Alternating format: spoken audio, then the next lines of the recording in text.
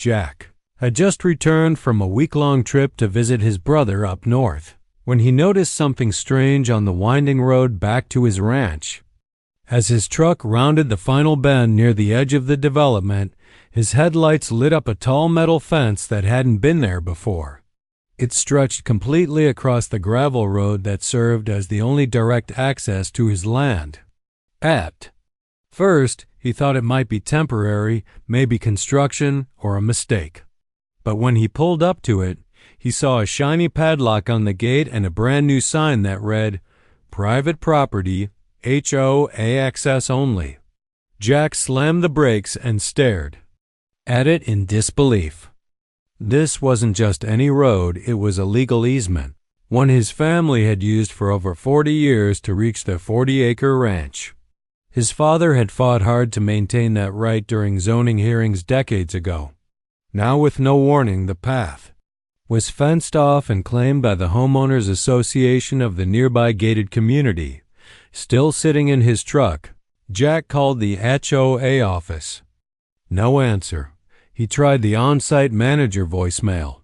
The next morning, Jack stormed into the HOA office building with pictures of the road, his deed, and a tone that left no doubt he was angry. The manager, a woman named Karen, unfortunately, met him with a stiff smile and a rehearsed explanation. The board recently voted to secure all community access points for the safety of our residents. That road passes through a reclassified green space now under HOA jurisdiction, she said, pointing to a map that had conveniently changed since the last time Jack saw it. Jack pointed at the section where the road ran. That's been an access easement for over 4 decades. You can't just fence it off. Karen shrugged. If you believe there's been a mistake, you're welcome to submit a formal complaint and wait for our legal review. Jack left the office fuming. They didn't ask. They didn't warn him. They just built a fence on what had always been his right-of-way. It was clear to him now. This wasn't a misunderstanding. It was a power move. And if the HOA wanted a battle over land and law, they had picked the wrong rancher to mess with. Jack didn't waste any time. The very next morning, he loaded up his truck with a heavy old metal box that had been sitting in his barn for years. Inside were original deeds, property maps, surveyor notes, and copies of land agreements dating back to the 1970s documents his father had carefully stored. Jack had never needed them until now. He drove straight to the county recorder's office, determined to find out what gave the HOA the nerve to block off a road that clearly ran through his private easement. At the office, a helpful clerk named Mitch pulled up digital records and compared them to Jack's physical paperwork. After an hour of flipping pages and checking parcel overlays, Mitch leaned back in his chair with a low whistle. "Well, you're not crazy," he said. "This road has been marked as a legal easement for access to your parcel for over 40 years. So how the hell did the HOA build a fence across it?" Jack asked, frustrated. Mitch pulled up a newer zoning map that had been updated just 6 months ago. That's when it hit them. A massive development project had expanded the neighborhood. And during rezoning, the HOA had lobbied to classify a portion of the road as community green space. It was sneaky, barely mentioned in a public notice and buried deep in city council documents.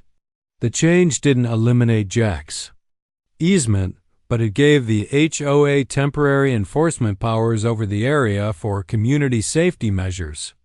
It was a legal loophole, and they were using it to flex control. Jack's eyes narrowed.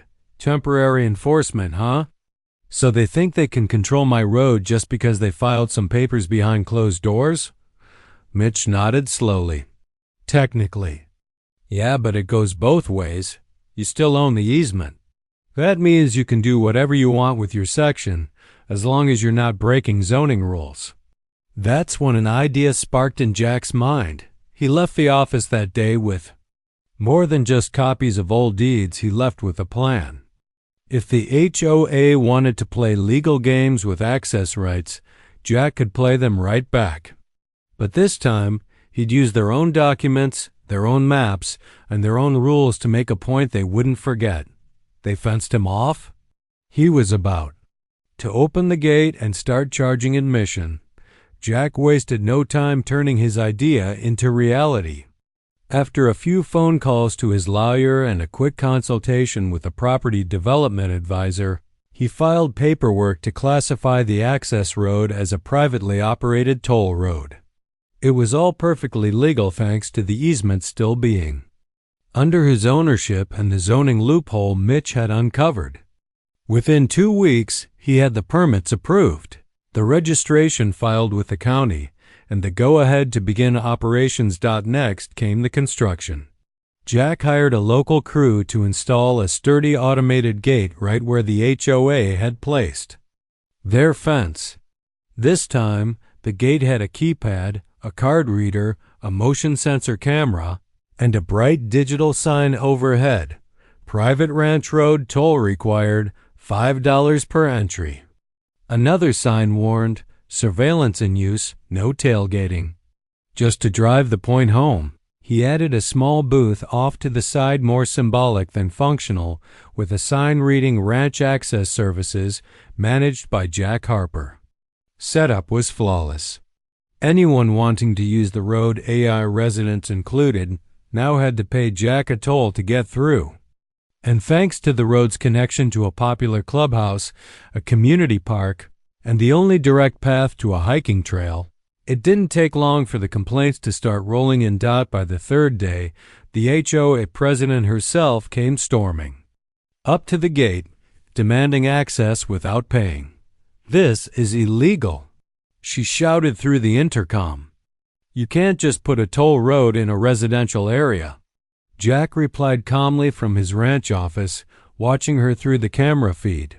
"I'm exercising my rights over a private easement, just like you exercised yours to put up a fence without notice. Only difference is my toll road is properly filed and legally protected." The HOA tried to cut around the road by opening up a secondary path, but it was narrow, unfinished, and not suitable for vehicles. The community had no choice but to use Jack's road. One by one, cars lined up at the gate, swiping cards or entering payment through the mobile app Jack had thoughtfully developed. He even offered discounts for frequent users. Every beep of the toll scanner was a small victory.